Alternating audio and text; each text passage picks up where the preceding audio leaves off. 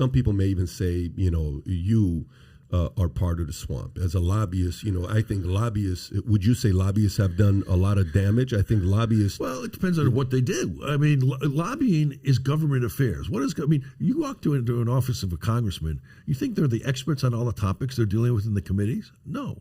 A good government affairs firm is providing information for people to make decisions. Now, there's corruption within the system. What good does a lobbyist do? Like if I were to say what good does a cop do? Okay, I can say what good a cop does. What good does a military soldier do? What good does whoever do? What good does a lobbyist do? They provide information, factual information on whatever the issues are that they're representing. In the case of representing foreign governments, they facilitate understanding because people don't talk the same to each other. They don't understand the same to each other. And a good lobbyist, which has become a pejorative term, but a good lobbyist is somebody who brings information, finds out what the problems are, goes back and gets responses to the problems, and comes back. And that's the mundane work that gets done in the legislative process and the regulatory process all the time. What you read about are the excesses.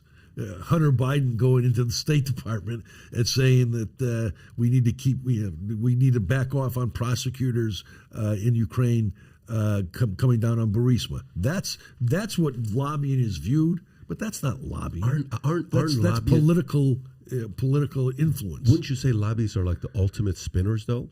Like they're the ultimate spinners. They'll spin any story they'll use some factual things and then they'll spin it into whatever story or narrative they want to tell. But it is a form, they're like the ultimate spinners. Well, that's one of the things they do. Yes, absolutely. But again, don't deceive yourself. The system in Washington is not meant for congressmen to know everything and their staffs to know everything about all the issues that on the committees they sit on. They need information from outside to make informed decisions, and good lobbyists provide that information. There's some of it is spending. The congressmen have to, in the end, make judgments. But isn't it all money driven? Meaning, like, a lobbyist is going to tell them that information based on how much they're getting paid by that company that they represent. But the member of Congress understands that the lobbyist is showing up on behalf of AT&T. Mm-hmm. And so that comes with a certain frame of understanding. And the information they're getting from AT&T, they get, and they have to contextualize that versus what they're getting from a company that's opposing AT&T, buying Time Warner or whatever the case might be. What would happen if lobbyists were just completely eliminated? Then you would have a lot of legislation that was uninformed. But watch this, though. Yeah. Check this out. So about half of retiring senators and a third of retiring House members retire as lobbyists. Well, so but let's, we've got this image in our head of lobbyists. You know who's a lobbyist? Who? The teachers union. Okay? Teachers union's a lobbyist. I agree. So you're going to take them out? No one's talking about taking the teachers union out. They're talking about taking a lobbying company out. But the teachers union is a lobbyist. AARP is a lobbyist. They're also, there's an element of them that's also corrupt. But my point is there's a role they serve. Mm-hmm. And when you start saying take lobbyists out of the equation, you're taking everybody out of the equation. Who would win elections if there was no lobbyist? Like, let's just say it's criminal to hire a lobbyist or a lobbyist firm. Who would that favor the most if all of that was gone and out? I don't even know how you could do that to start with. But if you're saying take lobbyists out, I think what you're saying is take the money out of contributions. Sure, if there's no money, there's no lobbying. But again, that means the teachers union doesn't get to contribute. The AFL-CIO doesn't get to contribute. I mean, and you think they're going to give that up? No way. I'm not saying they're going to give it up. By the way, I actually don't think it's going to happen. Not in my lifetime. I'm 43. It ain't going to happen in my lifetime. But all I'm asking is, if we did in everywhere, who does it hurt? Who does it benefit? Look, I think done correctly, it hurts good legislation. I mean, if you take out the information flow that lobbying companies that bring to the system, how does a member of Congress get their information? Where are they going to get it?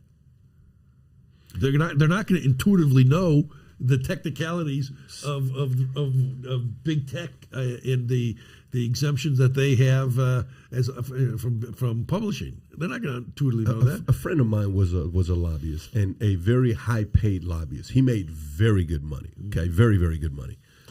And he left and got into a complete different industry. I said, so why'd you get into lobbying? He said, because you can make a lot of money. I made a lot of money. I said, okay, this whole thing about, politics is dirty and all this stuff. He says, listen, some of the stuff I did as a lobbyist, it eventually got to a point where I'm like, holy shit, if I continue like this thing's eventually going to catch up to me with what we're doing with our team. How ugly is the world of lobbying, meaning the power plays? Is it... You know how, okay, we ask this question regularly. Hey, if you want to build a championship in football, what matters the most? The GM, the owner, the quarterback, the running back, the defense, blah, blah, blah, all this stuff you go through. Offensive coordinator, recruit, who do you put up there, right? If we want somebody to win, okay, if we want somebody to win, a candidate to win, how important of a role does a lobbyist play to help that person win? How important of a role does a lobbyist play to get an Amazon who moves a part of their headquarters closer to Virginia or D.C. to pass some laws? How important of a role do lobbyists play to pass some of these laws for them? Those are two different things: getting elected versus governed. Both of them. Yeah, getting elected, money's important, but money comes from a lot of sources, not just lobbyists. So I would not make lobbying as the distinction. There are probably people, the Republicans probably feel like they're outmanned in getting by the Democrats in getting lobbyist money. If you look at lobbyist money, most of it goes to Democrats. A lot of it does. But I don't think that matters to getting elected. I think what matters getting elected is your issue agenda, and then as an incumbent, what you've done. At the end of the day, the American people usually figure things out. I'm a big believer in our system. They usually figure things out. They can be fooled for an election cycle, but they generally figure things out. And so lobbying to me is more impactful in governance, not in elections. Money's going to come from somewhere regardless. You take lobbying money out, it's still going to come from somewhere. and so getting elected is a different paradigm from my standpoint. As far as governing is concerned, lobbying plays a constructive role if you frame things correctly. It's still going to be up to the member to make a decision on the information that he gets. And it's not like it's happening in a vacuum. You get lobbyists on both sides of issues, more oftentimes than multiple sides of issues. And so, yes, that puts a responsibility on the member to understand the facts, but that's part of his job, is to understand the facts. You got to make sure he gets the facts. And if he's getting both sides of the facts, he's got enough to make judgments. I would make the point that special interests are not particularly necessarily lobbyists that control members of Congress, but industries. And how do you and that's part of, if you come from a coal mining area, coal mining industry is going to have an impact on the members of Congress from that area. Is that wrong? Probably not, because that's the area they're from, and they need to understand those issues. It's where I have my problem with Washington, and where I think Trump tapped into something in 2016, was where members of Congress will be for something when they're in power, and then when they lose power, they're against what they were for on an issue. And that hypocrisy gets. Give an example. Obama or Trump? Neither in that sense. I'm talking more congressional. I'll give you an example. It's a political one, but it's nonetheless the filibuster in the Senate. You've seen all the clips, Schumer and the Democrats being against the filibuster being removed when they were in the minority in the Senate, and now they're for the filibuster being getting rid of it. Why? Because it enhances their power. So the equation is defined by what it does for power, not what it does for democracy. McConnell's done the same thing. Same thing.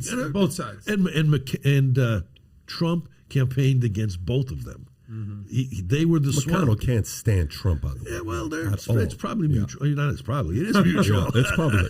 But the point is, why doesn't Trump like McConnell? Because McConnell to Trump is the same thing as Schumer is to Trump, as far as he's just a swamp creature. he's a swamp creature. Why doesn't McConnell like Trump? Because McConnell is a swamp creature, and Trump wants to get rid of the swamp. He's a disruptor. Yeah, and so Will they ever see eye to eye, McConnell and Trump? No, There's no hope for reconciliation. Well, there? no, there's always hope for reconciliation because there'll be mutuality of interest. Will they ever like each other? No. But will they ever work together? Yeah, I think they would. So if you like this clip and you want to watch another one, click right here. And if you want to watch the entire podcast, click right here.